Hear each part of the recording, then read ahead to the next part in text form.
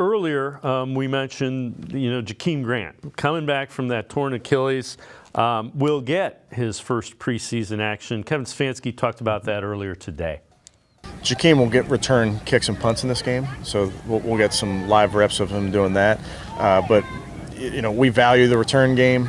I don't know that anybody understands how the new rule is going to affect the number of returns. I think it's way too early to say. I think we all kind of have our guesses on how that might go, but we definitely value the return game.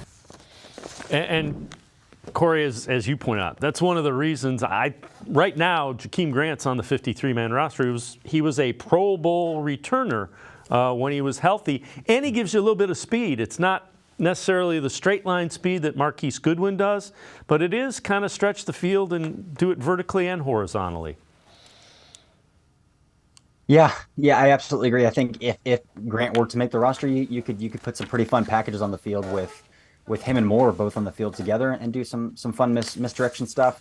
But again, I think special teams just get so undervalued that